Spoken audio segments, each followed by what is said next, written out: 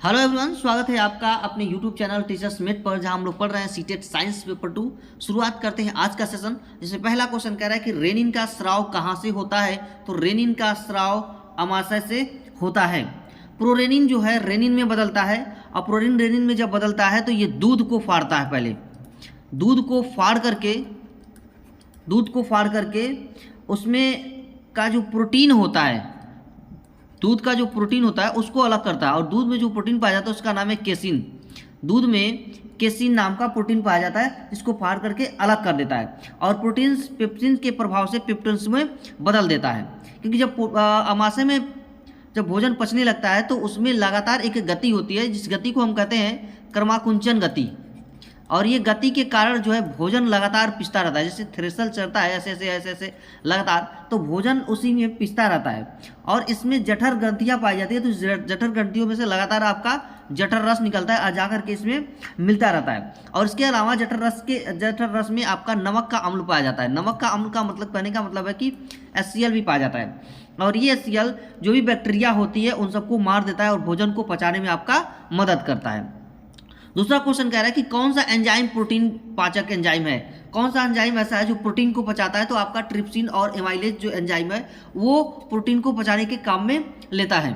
स्तनधारियों की लार में कौन सा एंजाइम पाया जाता है। तो टाइलिन नाम का एंजाइम पाया जाता है। हमारा मुंह जो है, मुंह के अंदर टाइलिन नाम का एंजाइम पाया जाता है, क्योंकि जब हम भोजन करते हैं तो दांतों के द्वारा जो है चबा करके भोजन को लार में मिलाया जाता है। हमारे लार में मिलाया जाता है, और लार में होता है टाइलिन नाम का एंजाइम।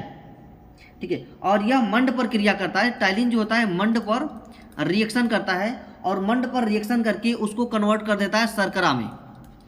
शर्करा में कन्वर्ट करने के बाद भोजन को लेई जैसा बना देता है, और लेई जैसा बनाने के बाद उसको निगल द्वार द्वारा हमारा जो ग्रास नली है, ग्रास नली में से होते हुए ये अमाशय में चला जाता है। ये प्रोसेस होता है यहाँ पर। ठीक है, चलिए आगे बढ़ते हैं। आहार नाल की पेशी संकुचन को क्या कहते हैं। तो आहार नाल का मतलब कि मुंह से शुरुआत होकर के हमारी छोटी हाथ बड़ी हाथ तक जाती है। ठीक है, यानी आहार नाल में मुख, उसके बाद ग्रास नली, ग्रसनी, अमाशय, अग्नाशय, बृहदांत, छोटी आंत, मलाशय, ये सब कुछ इसमें आता है। ठीक है, और इसमें जो गति होती है हमारे आहार नाल में, इसमें होती है क्रमाकुंचन गति, जिसमें भोजन लगातार पिसता रहता है। एमाइलेज एंजाइम किस पर क्रिया करता है। तो एमाइलेज जो एंजाइम होता है वो कार्बोहाइड्रेट्स पर रिएक्शन करता है। अगला क्वेश्चन कह रहा है कि लसिका रुधिर से किस प्रकार भिन्न होती है। तो RBC का इसमें अभाव होता है, लसिका रुधिर से इस प्रकार ही भिन्न है। जल का संवहन किसके द्वारा होता है। तो जल का संवहन होता है जाइलम द्वारा होता है। देखिए दो कंडक्टिंग टिश्यूज होते हैं, एक जाइलम होता है और एक आपका फ्लोएम होता है। ठीक है, फ्लोएम होता है, एक जाइलम और एक फ्लोएम। जाइलम जो होता है पानी को ऊपर हर एक पत्तियों तक पहुंचाता है, और पत्तियों तक पहुंचाने के बाद, क्योंकि पानी में बहुत सारे खनिज पदार्थ मिक्स होते हैं, पोटेशियम, मैग्नीशियम, ठीक है, ये बहुत सारे आयोडीन, क्लोरीन, ये सब पानी में मिक्स होते हैं, तो इनको पत्तियों तक पहुंचाया जाता है। अब पत्तियों के ऊपर जब सूर्य का प्रकाश पड़ता है तो अपना भोजन बनाना ये शुरू कर देता है, और जो भोजन ये बनाता है तो ये कार्बोहाइड्रेट के रूप में बनाता है।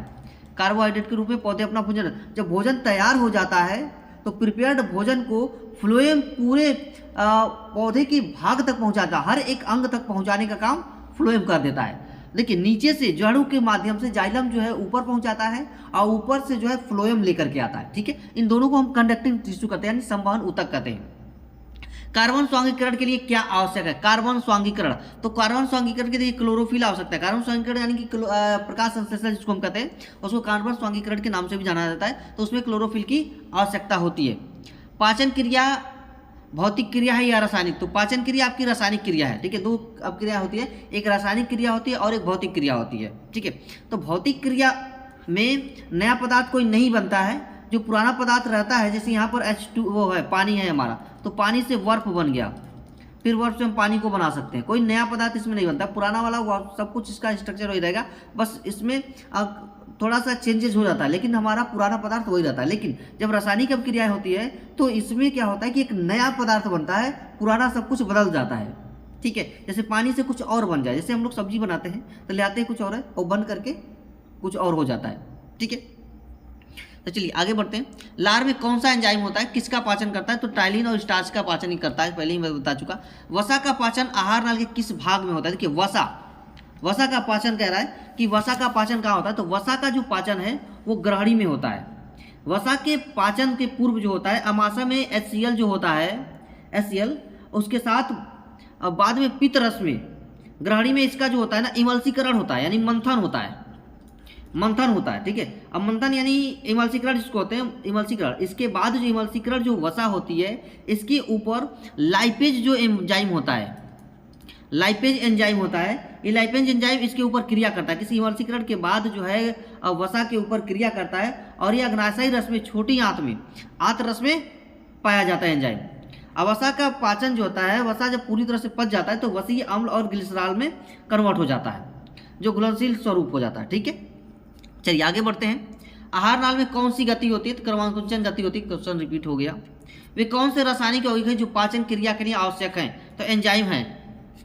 आगे क्वेश्चन कह रहा है कि अमाशयिक पाचक रस का वह भाग जो भोजन के साथ आहार नाल में आए जीवाणु को नष्ट करता है, तो नमक का अम्ल, नमक का अम्ल यानी HCl है, वो सभी जीवाणु को नष्ट कर, पहले मुख में हमारे मुंह में जीवाणु को मारा जाता है, मुंह से जो बच जाता है वो मारा जाता है जाकर के HCl के द्वारा पेट में। ठीक है, अगला क्वेश्चन है अग्नाशयी रस, अग्नाशयी पाचक रस का वह विकर जो प्रोटीन पाचक के लिए आवश्यक है वो है ट्रिप्सिन। ठीक है, अगला क्वेश्चन क्या कर रहा है कि वह पदार्थ जो कोशिकीय श्वसन के समय जारक द्वारा ऊर्जा का मुक्त करता है उसको क्या कहते हैं? हम ग्लूकोज कहते हैं। प्रकाश संश्लेषण का अंतिम उत्पाद क्या है? तो प्रकाश संश्लेषण का अंतिम उत्पाद जो है वो है ग्लूकोज और ऑक्सीजन होता है। मतलब प्रकाश संश्लेषण का अंतिम तो कार्बोहाइड्रेट के रूप में वो अपना भोजन बनाता है और फिर निकालता क्या है कार्बोहाइड्रेट के बाद? तो ग्लूकोज निकालता है और ऑक्सीजन निकालता है जो हम लोग लेते हैं। प्रकाश संश्लेषण के समय जल के प्रकाशीय विघटन को क्या कहते हैं? तो हील अपक्रिया कहते हैं। क्योंकि देखिए प्रकाश संश्लेषण दो तरह की अपक्रिया होती है, एक हील अपक्रिया होती है और एक होती है अप्रकाशीय अपक्रिया। एक प्रकाशीय अपक्रिया और एक अप्रकाशीय प्रकाशीय अपक्रिया, ये दो तरह की अपक्रिया होती है। एक को जो हील अपक्रिया है उसको प्रकाश की आवश्यकता होती है और अप्रकाशीय अपक्रिया होती है उसको प्रकाश की आवश्यकता नहीं होती है। मनुष्य में उत्तक कोशिका व रुधिर के बीच गैसीय विनिमय किस माध्यम से होता है? तो लिम्फ के माध्यम से होता है। अगला क्वेश्चन कह रहा है कि पित्त रस का निर्माण शरीर के किस अंग में होता है? तो ये पित्त रस का निर्माण जो है हमारे यकृत में होता है। अगला क्वेश्चन है रुधिर की कौन सी कणिकाएं ऑक्सीजन परिवहन में भाग लेती हैं? तो लाल रुधिर कणिकाएं जो है यानी आरबीसी जो है ये भाग लेती हैं। WBC को एक होती है WBC, एक होती है RBC, ये दो कणिकाएं हैं। WBC यानी व्हाइट ब्लड सेल्स और RBC यानी रेड ब्लड सेल्स। WBC होती है प्रति ब्लड के प्रति घन मिलीमीटर में 5 से 6 हज़ार इनकी संख्याएं होती हैं और RBC की 4 से 5 लाख होती हैं। आगे बढ़ते हैं। अगला क्वेश्चन है कि ऑक्सीजन परिवहन के समय बने अस्थायी यौगिक का क्या नाम है? तो ऑक्सी हीमोग्लोबिन नाम है। और इस हीमोग्लोबिन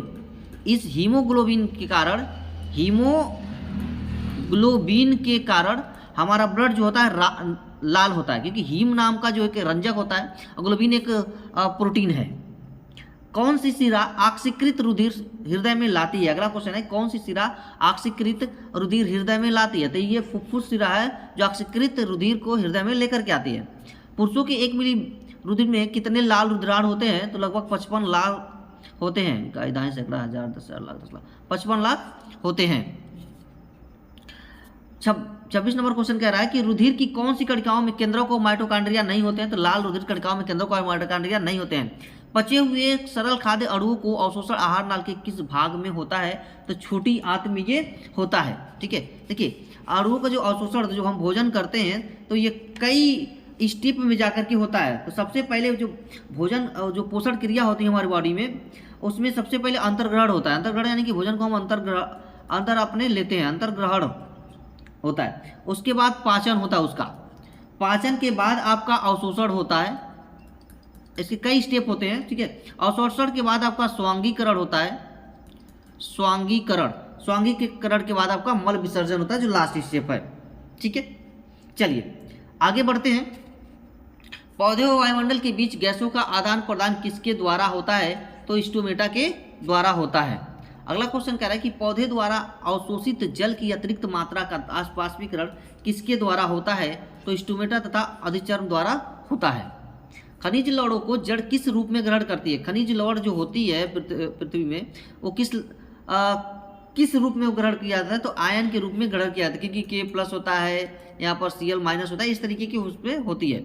उस विधि को जिसके द्वारा पौधे मिट्टी से जल को सोखते हैं उनको क्या कहते हैं? तो विसरण कहा जाता है। एक दो चीज़ें होती है, एक विसरण होता है, एक परास्परण, यानी कि उच्च से लो और लो से उच्च से उच्च से लो और लो से उच्च की ओर जाता रहता है। मृदा कणों के चारों ओर जल की पतली परत को क्या कहते हैं? तो कोशिका जल कहा जाता है यहाँ पर। अगला क्वेश्चन कह रहा है कि अणुओं आयनों का अधिक सांद्रता वाले स्थान से कम सांद्रता वाले स्थान की ओर गति करने को क्या कहते हैं? तो विसरण कहा जाता है। देखिए ध्यान रखना, विसरण और एक होता है परासरण। ठीक है, कौन सी क्रिया में जल अर्धपारगम्य झिल्ली में से होकर के कम सांद्रता वाले ठीक है, कम सांद्रता वाले घोल से अधिक सांद्रता वाले कम सांद्रता, ध्यान रखना, जिसका मैं बता रहा था, कम सांद्रता से अधिक सांद्रता वाले की ओर जाता है तो उसको क्या कहते हैं? परासरण कहते हैं। जैसे पानी है, इस पानी के अंदर अगर आप इंक डालेंगे तो पानी में घुल जाएगा। तो इंक क्या है? अधिक सांद्र है, और पानी क्या है? कम सांद्र है। तो अधिक सांद्र से कहाँ चला गया? कम सांद्र की ओर चला जाता है। लेकिन यहाँ पर कह रहा है कि कम सांद्र से वाले घोल से अधिक सांद्र वाले की ओर जाना है यहाँ पर। ठीक है, तो इसको हम परासरण और ऊपर वाले को विसरण कहेंगे। ठीक है, भूमि में जल का अवशोषण किसके द्वारा होता है? तो मूलरोमों के द्वारा होता है, क्योंकि जड़ों में पाया जाता है मूलरोम, और इनके द्वारा होता है। कोशिका रस का परासरण दाब भूमि के परासरण दाब से अधिक होता है या कम होता है? तो अधिक होता है, ध्यान रखना है आपको, अधिक होता है। खनिज लवण का अवशोषण पौधे के किस अंग द्वारा होता है? तो मूलरोम द्वारा होता है। पौधे में भोज्य पदार्थ का स्थानांतरण करने वाले भाग का नाम बताइए? तो फ्लोएम है। जैसा कि मैंने आपको बता दिया, एक जो होता है जाइलम, एक होता है फ्लोएम। रुधिर में एंटीजन व एंटीबॉडीज कहाँ पाए जाते हैं? तो प्लाज्मा में पाए जाते हैं। और प्लाज्मा जो है 90% पानी और प्लस 10% जो होता है आपका ऑर्गेनिक और इनऑर्गेनिक सब्सटेंस को मिला करके बनाया जाता है।